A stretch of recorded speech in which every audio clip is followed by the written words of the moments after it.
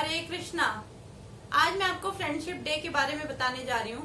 Friendship day अगस्त के पहले रविवार को मनाया जाता है।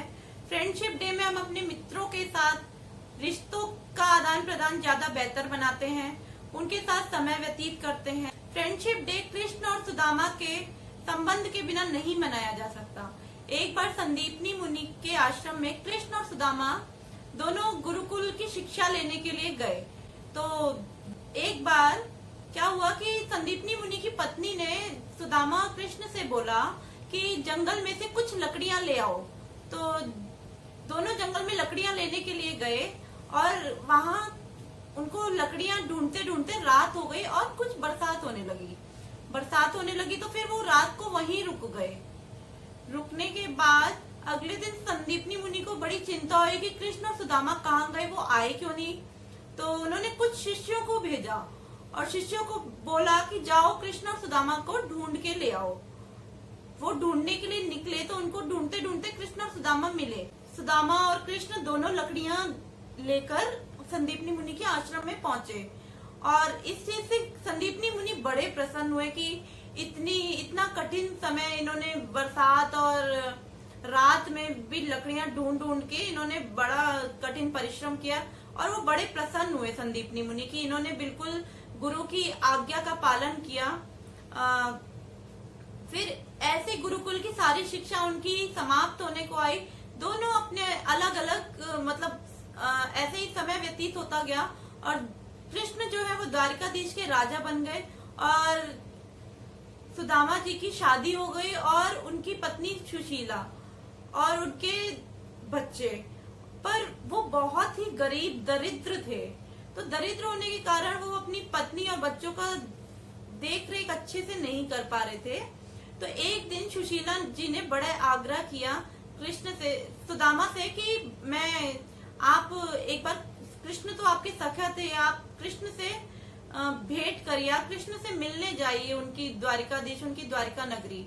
तो फिर भी सुदामा जी ने कहा नहीं, मैं यहीं पे रह के उनका भजन करूंगा, मैं कहीं नहीं जाऊंगा। तो उन्होंने कहा कि ठीक है, आप भजन करते रहिए पर एक बार अपने मित्र से मिल लीजिए, वो आपकी व्यथा को समझेंगे। तो क्योंकि वो सबकी व्यथा को समझते हैं। तो ऐसा उन्होंने बोला तो सुदामा जी ने कहा कि मैं अपने मित्र के लिए क्या भेंट लेके जाऊंगा, मैं तो इतना गरीब हूँ, इतना निर्धन ब्राह्मण हूँ, मैं उसके लिए क्या भेंट लेके जाऊंगा। तो सुशीला जी ने कहा कि मैं आपको 2 मुट्ठी चावल एक रुमाल में बांध के दूंगी, वो आप अपने मित्र को भेंट में दे दीजिएगा। तो वो उन्होंने, जब वो जा रहे थे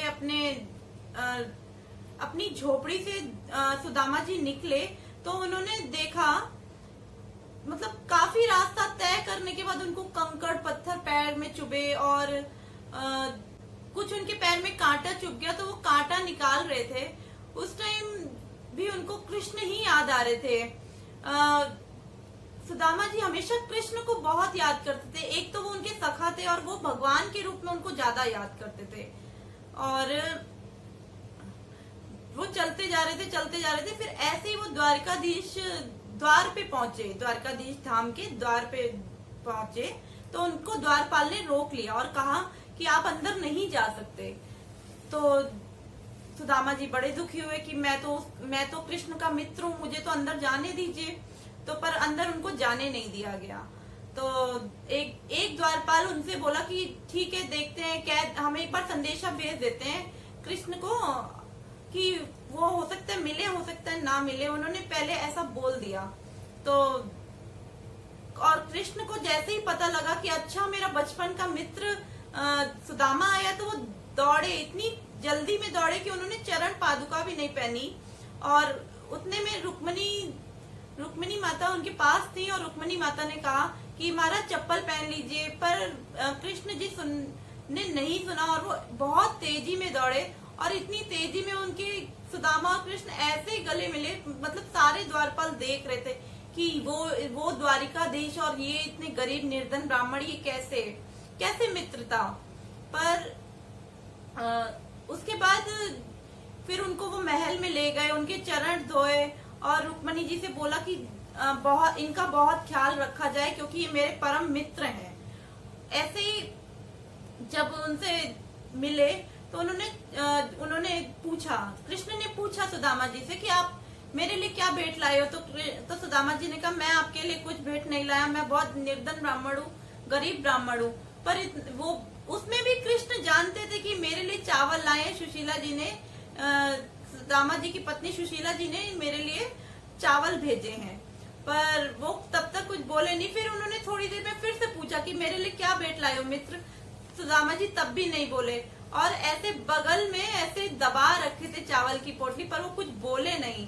और जब बहुत पूछने के बाद सुदामा जी ने ऐसे पोटली को निकाल के कृष्ण के सामने रखा कि ये दिया है, तुम्हारी भाभी श्री ने ये दिया है।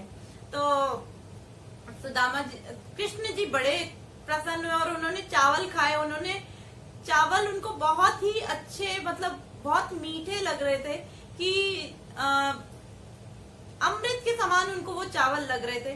फिर जब उनका धीरे धीरे सुदामा जी का जाने का समय आया तो तब भी कृष्ण ने पूछा कि आप कुछ कहना चाहते हैं। तो सुदामा जी ने मना कर दिया, नहीं मैं कुछ नहीं कहना चाहता हूँ, मैं तो अपने मित्र से मिलने आया था सिर्फ। तो मित्र से मिलने के बाद जब वो जाने लगे तो उन्होंने सोचा कि मैंने तो सुशीला से कहा था कि हाँ मैं जाकर बोलूंगा, पर मैं क्या करूं, मैं तो कुछ बोल ही नहीं पाया।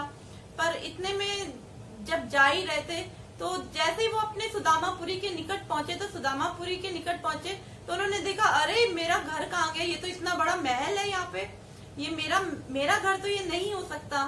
तो अंदर जाके देखा उनकी पत्नी बिल्कुल राजकुमारी की तरह सजी हुई, सब कुछ। तो वो समझ गए कि इसमें कृष्ण का है पूरा, और वो हमेशा हरे कृष्ण महामंत्र जपते रहते थे। वो कृष्ण को मतलब बिल्कुल भगवान की तरह, अपने मित्र तो वो उनके बचपन के थे ही थे, पर वो अपने भगवान की तरह उनको पूछते थे। जैसे वो कृष्ण और सुदामा मित्र हुए, वैसे हम और कृष्ण भी मित्र हो सकते हैं। हरे कृष्णा।